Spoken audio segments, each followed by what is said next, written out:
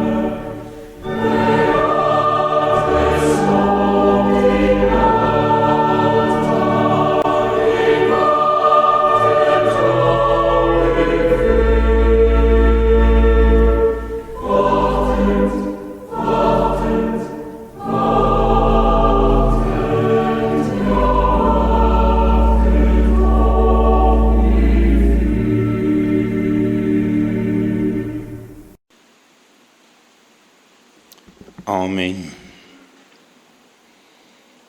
Jy is welkom om die Bybels oop te maak by Lukas 19, as jy wil. Ons gaan van vers 37 af lees. Die 83 vertaling sal hier op die bord wees. Lukas 19.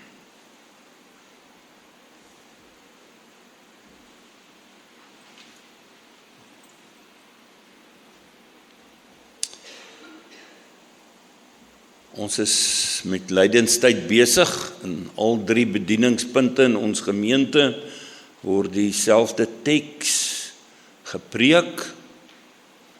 So ons is saam met Rooiberg en Kromdraai vandag besig om te kyk na die tweede deel van die intog in Jerusalem. Ons het verlede Sondag het ons uit Matteus uit na die intog gekyk. Vandag kyk ons uit Lukas uit. Ek gaan nie herhaal wat ons verlede Sondag gesê het nie. Ons gaan verder aan. Miskien net so klein stukkie net ter inleiding om aan te sluit. Vers 37. Toe hy naby die stad kom, teen die afdraand van die Olyfberg, het die hele skare juigende volgelinge God uit volle bors begin prys oor al die wonderwerke wat hulle gesien het. Hulle het gesing, loof die koning, hy wat in die naam van die Here kom. Vrede in die hemel, eer aan God in die hoogste hemel. 'n Paar fariseërs uit die skare sê toe vir Jesus, meneer, maak stil die volgelinge. Maar hy antwoord, ek sê vir julle, as hulle stil bly, sal die klippe uitroep. En toe hy nog nader kom, die stad voor hom sien, het hy daaroor gehuil en gesê, as jy vandag tog wou insien wat vir jou vrede nodig is. Maar nou is jy blind daarvoor. Daar sal daaroor jou kom, dat jou vyande vestings teen jou oprig en jou omsingel en jou van alle kante beleer. Hulle sal jou met die grond gelyk maak en jou inwoners uitwis. Hulle sal nie een klip op die ander laat bly nie, omdat jy die betekenis van die tyd van die tyd toe God gekom het om jou te red, nie besef het nie. Jesus het na die tempel toe gegaan, handelaars begin uitjaag. Hy het vir hulle gesê, daar staan geskrywe, my huis sal 'n huis van gebed wees. Maar julle het dit 'n rowersnes gemaak. Hy was elke dag in die tempel besig om mense te leer. Intussen het die priesterhoofde en die skrifgeleerders, ook die leiers van die volk, 'n plan gesoek om hom dood te maak. Hulle kon egter niks vind wat uitvoerbaar was nie, omdat die hele volk gretig na hom geluister het. Tot daar ons skriflesing.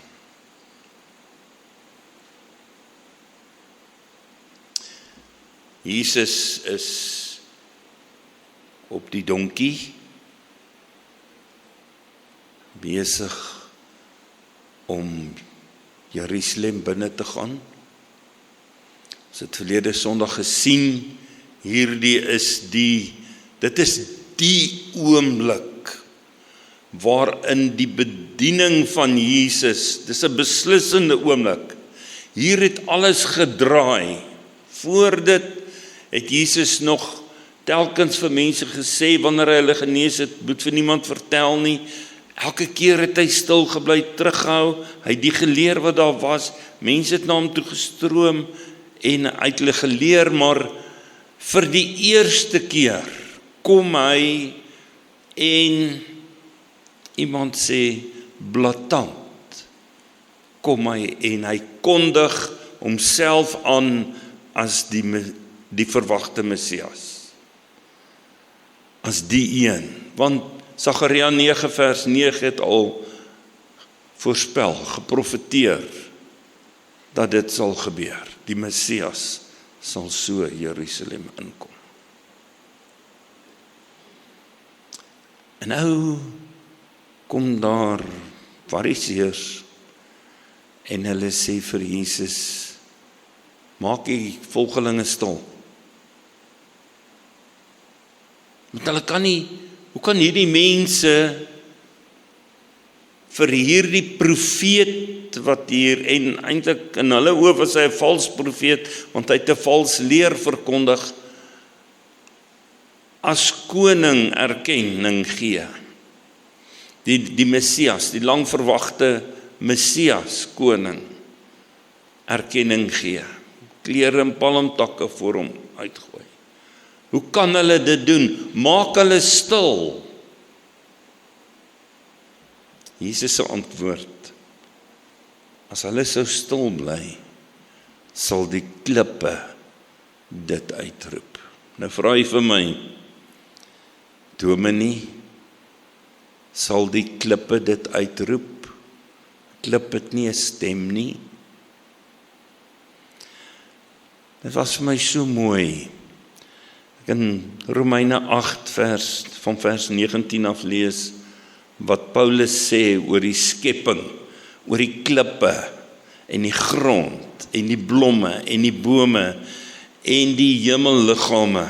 Die skepping sien met gespanne verwagting daarna uit, dat God bekend sal maak wie sy kinders is. In ons konteks sou ons sê, sien met gespanne verwagting daarna uit, dat Jesus sal aankondig, dat dit hy is, dat hy hier is, en dat hy nou terwyl die skare roep, Hosanna, red ons, hy's hier vir julle redding, dit gaan nou gebeur, die oomblik is daar. Skepping sien met gespanne verwagting uit, dat God bekend sal maak wie sy kinders is. Die skepping is immers nog aan vereindeling onderworpe, nie uit eie keuse nie, maar omdat God dit daaraan onderwerp het.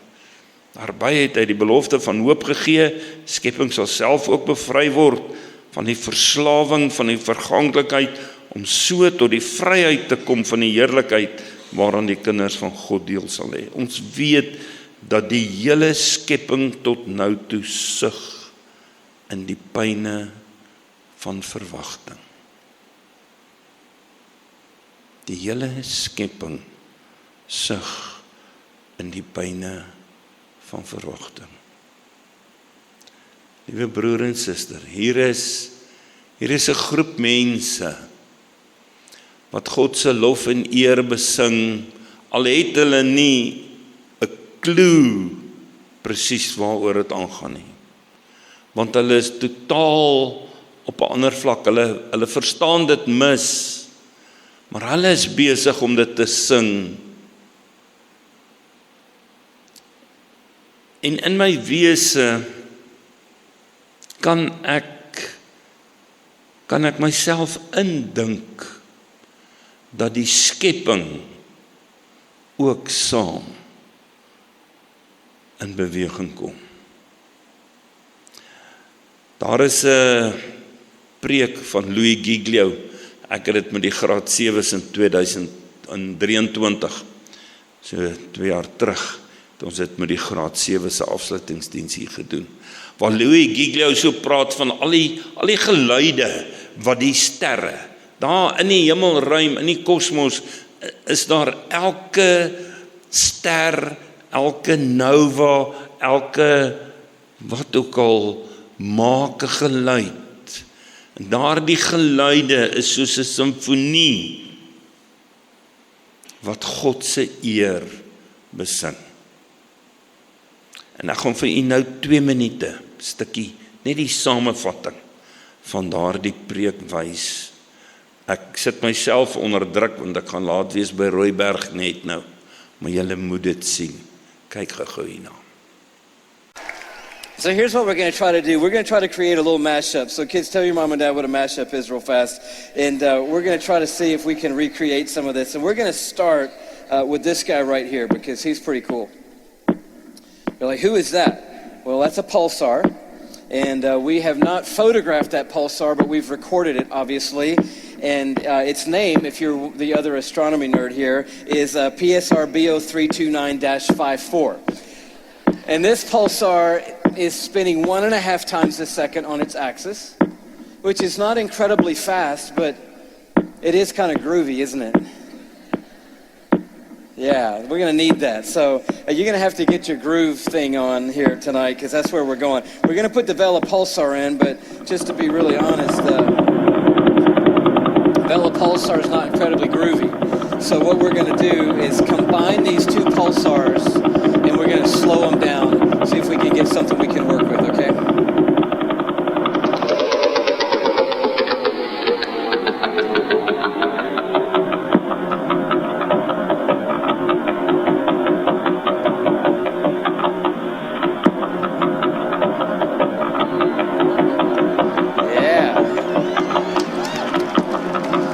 Two pulsars, nothing done to them except just slow down, put them together, and that, my friends, is a groove right there. So if you feel it, just feel along. That's the way it works. A little something, a little nod, a little something, anything. Just anything. Yes, just something. There you go. Okay, that's what I'm talking about. Okay, the millisecond pulsars from 47 Tux. Let's put them in the mix and see what happens.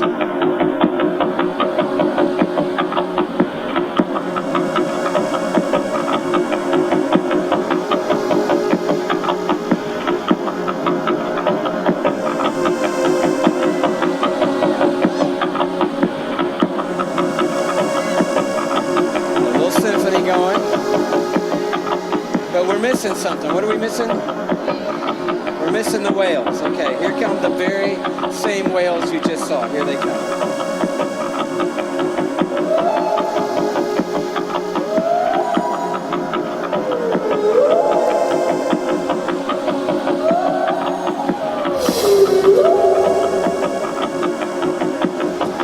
That's working. That's working. Okay, so we got a little something happening. Some of you are more direct, and some of you are from the Midwest, and you're like, so what is it? Okay, here comes the matchup part. We'll see if we can figure out what it is. We think we figured out what it is. Just thinking. Here we go.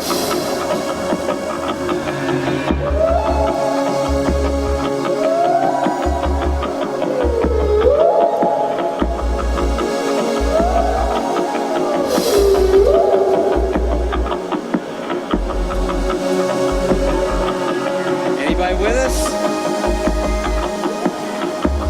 Okay, I'll give you a little help. Here we go. Here comes the mashup, folks.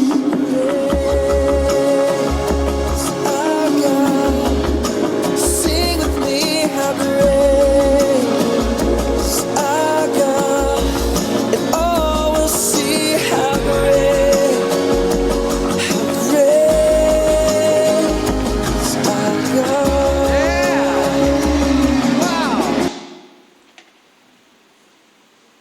Sommer net 'n voorstelling van wat in die hemelruim besig is om te gebeur. God het alles geskape vir homself. En ons as mense verskil. Party van ons sal sê, ja, ek kan dit hoor. Ander sal sê, dominee, hierdie is maar 'n klompie geluide wat by mekaar gevoeg is om op die ou einde by hierdie lied se melodie te pas. En dis nie regtig heeltemal so nie. Dan wil ek vir u sê, dit mag ook wees. Ek gee vir u ruimte in die denke, in die persoonlikheid, dat dit so mag wees. Maar ek wil vir u vra, op daardie oomblik toe Jesus so aangery kom, en daardie skare Hosanna roep, Hosanna sing, en die fariseërs vir Jesus sê, maak stil u volgelinge. Kan u in u wese stil genoeg raak om die engelekoor te hoor sing? Want ek kan nie waarborg,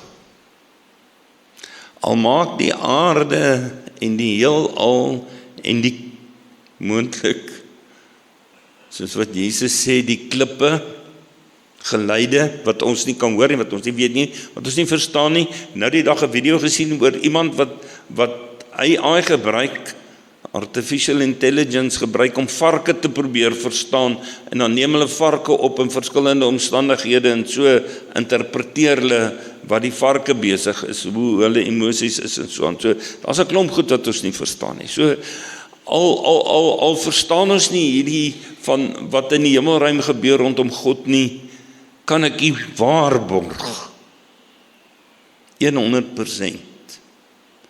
In die hemel was daar 'n oproering. Was daar lofsange gesing. Die Messias is op pad na Golgotha. En wat gebeur in Jesus wanneer hy so oor die bult kom en hy sien Jerusalem?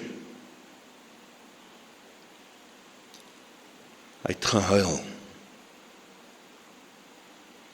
Van die verklaarders skryf hierdie woordjie huil. Grieks is daar verskillende woorde vir huil, verskillende dimensies van huil. Hierdie is die diepste seer, hartseer, huil.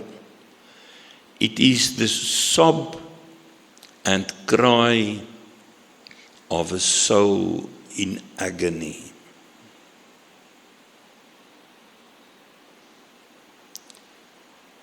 Toe hy nog nader kom en die stad voor hom sien, het hy daaroor gehuil en gesê, as jy vandag tog wou insien wat vir jou vrede nodig is, maar nou is jy blind daarvoor.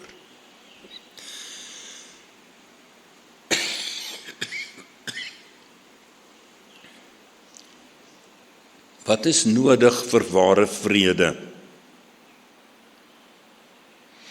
Ek wil so vinnig net, kom ons gaan na Judas Iskariot toe.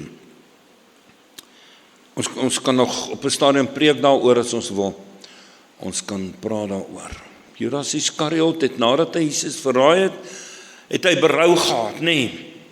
En hy hardloop na die tempel toe, na die hoofpriester toe, en hy vat die geld en hy sê, hier is die geld terug, ek wil dit nie hê nie, hy gooi dit op die grond nie, die priester wou dit nie aanvaar nie. En Judas het so wroging in hom gehad oor dit wat hy gedoen het, en hy het so berou gehad daaroor, dat hy op die ou einde selfmoord gepleeg het. Hoekom het hy nie vrede gevind in dit wat hy gedoen het nie? Hoekom het daai wroging hom op die ou einde gedryf, dat hy sy eie lewe neem? Hy het vergifnis by die priester gaan soek. Hy het vergifnis gaan soek by 'n mens wat op die ou einde dit nie eerlik met Jesus bedoel het nie. Dalk het hy ook vergifnis by God gesoek, berou gehad. Petrus, Johannes, al die disippels het weggehardloop. Petrus Jesus verloon. Petrus het die geleentheid gehad om na die tyd Jesus in die oë te kyk, toe Jesus hom 3 keer vra, het jy my lief? Hy sê, Here, jy weet dat ek jy lief het.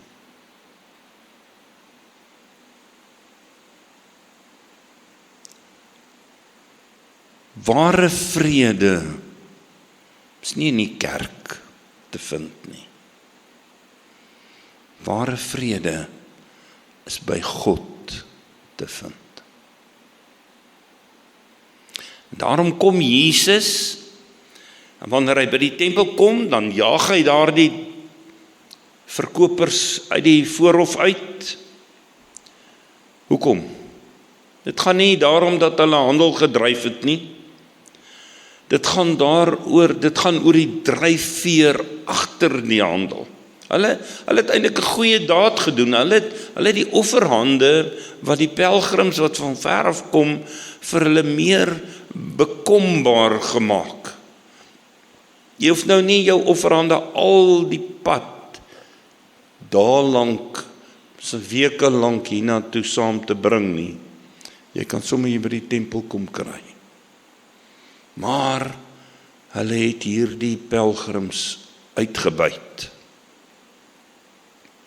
Dit gaan nie so seer om die verkoop van die offerhande daar in die voorportaal nie. Hy het gesê, daar staan geskrywe, my huis sal 'n huis van gebed wees, maar julle het dit 'n rowerspelonk gemaak. Die huis van God is 'n huis van gebed waar God sentraal staan. Nie die dinge van die Here nie. Die Here van die dinge. In plaas van om hierdie pelgrims onder die indruk te bring van God se heilige teenwoordigheid, sy heilsboodskap aan hulle te verkondig, het hulle die pelgrims aan aanraking gebring met organisatoriese aspekte van die tempellewe, waardeur hulle boonop nog uitgebuit is. Dit het 'n vrome dekmantel geword van om sonde te pleeg. Daarom het Jesus die tempel gereinig. En hy het niks teen die tempel nie, hy het daarna vir dae lank in die tempel gepreek. Hy het nie, wanneer hy die oordeel uitspreek, terwyl hy daar op die bult was en hy so afkyk en hy die oordeel uitspreek, die straf aan Jerusalem uitspreek, en wanneer hy hierdie verkopers uitjaag om die tempel te reinig, dis nie die primêre ding wat hy daardie dag gedoen het nie. Hy wou die oorspronklike bedoeling van die tempel weer terugbring. Daarom begin hy preek. Daarom begin hy vir mense die boodskap van ware verlossing vertel. En sy boodskappe het so uitwerking op hulle gehad, die volk het so aan sy lippe gehang, dat hulle die wat hom wou laat doodmaak, nie 'n geskikte geleentheid kon kry nie. So effektief was dit. Ons tema vir oggend is God se voortgaande en onstuitbare bemoeienis met ons. Daar's een van twee reaksies. Ek kan reageer en sê, dankie Here, dat jy altyd nog 'n kans gee.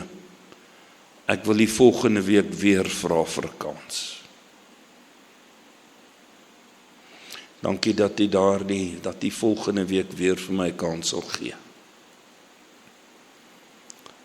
Of jy kan sê, dankie Here, dat jy vandag met my moeite maak en my nog 'n kans gee. Hierdie was die laaste keer wat Jesus sou preek voor sy kruisiging. Hoe sou die mense gereageer het as hulle regtig besef het wie hy is? En dat dit die laaste preke is wat hy preek voordat hy gekruisig sou word. Hoe sou hulle gereageer het? Hoe reageer u? Here, wie is ek dat u na my sou kom? En op die einde, Here, hier is ek. Gebruik my. Kom ons luister na 'n lied as deel van die gebed.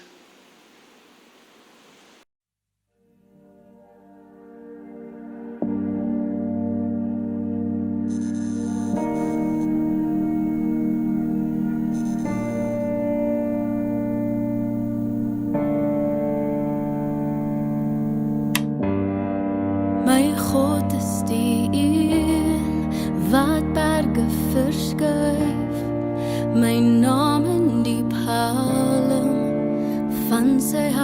skryf, skepper van die sterre, son en maan, U wat ook tyd maak om by my stil te staan.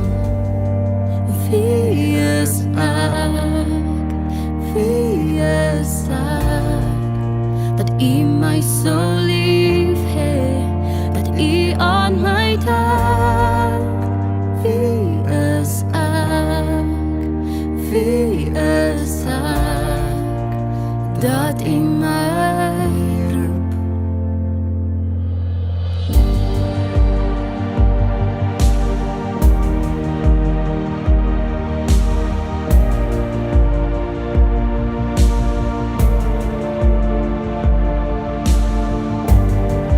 My Vader die koning, skepper hier, na U lewe, U liefde, smag ek meer en meer. Al val daar 1000 aan my sy, sal ek nie vrees nie, U beskerm my. Hier is ek, hier is ek, 'n kind van die koning, geroep voor die eeuwe, met 'n legioen van engele, stuur my uit.